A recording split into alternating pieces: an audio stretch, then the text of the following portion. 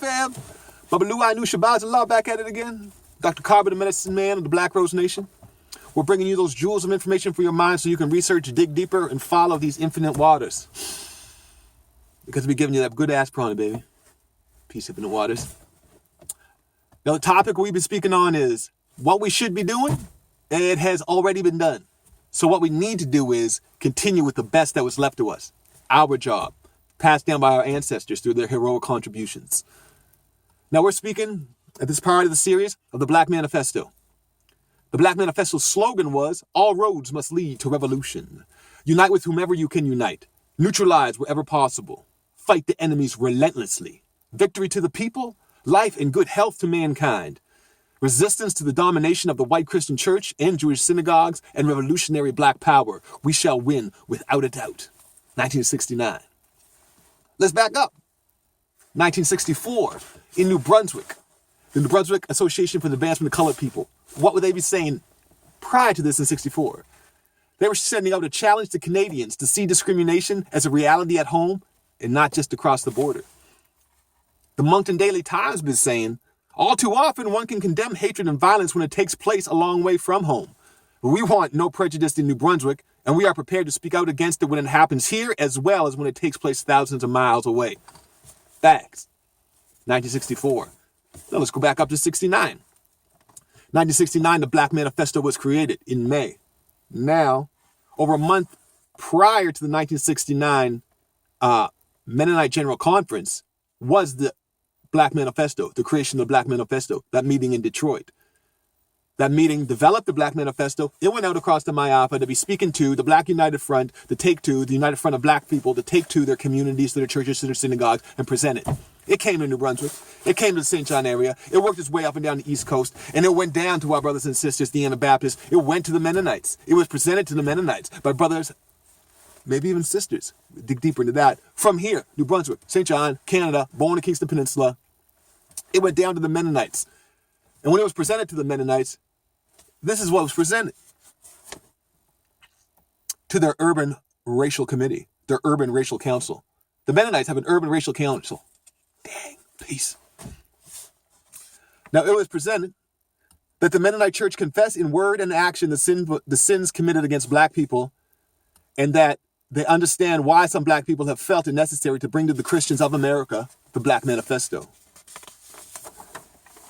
The Mennonite Church committed itself to a war against prejudice and discrimination by each member demonstrating in personal action, in special activities, and in their daily affairs.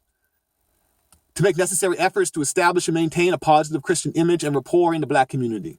That each Mennonite employer hire and review its hiring practices with the view of removing unnecessary barriers to the employment of minorities.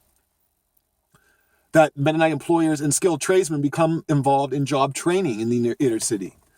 That congregations develop and implement programs to provide new housing in suburban areas which will allow black citizens the freedom of choice and mobility to travel, to move, and live near jobs. To become involved in the development of exhibits and demonstrations which stimulate black power, black pride in black communities through the understanding of the rich heritage of the Moors. That congregations become personally involved as well as financially in assisting the minorities to achieve assisting in minorities with self-help projects, letting black people take leadership and responsibility in these endeavors.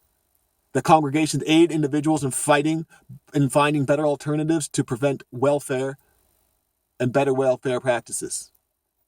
For money for scholarships, become educated in the rich black history of the Moors. That the Mennonite landlords apply principles of equal opportunity owner and about 50 cents per each member over the next 5 years. That seed that was planted, it grew. In 1989, you can see its effect. In 1989, my brothers and sisters, the Mennonites, get together. The theme in 1989 was an expression ethnic diversity, and that's a cause for celebration. It was stated in 89 by the Mennonites that we recognize with sorrow that we are part of a society established by invading, enslaving other human beings, and many still suffering from the attitudes of the majority, and from economic and other manifestation of racial bias. We are affirming in prayer, worship, and fellowship that God's will in this matter will call for repentance from sinful attitudes in our own hearts. It will set us apart from some of the sinful directions of our other North American societies in Canada and the United States. And we will speak out against all forms of racism in our communities. My brothers and sisters, the Mennonites. Now, picture 89, picking up this Black Manifesto, working with it, and going to these church organizations and presenting it at their general conferences, their synods, and whatever have you.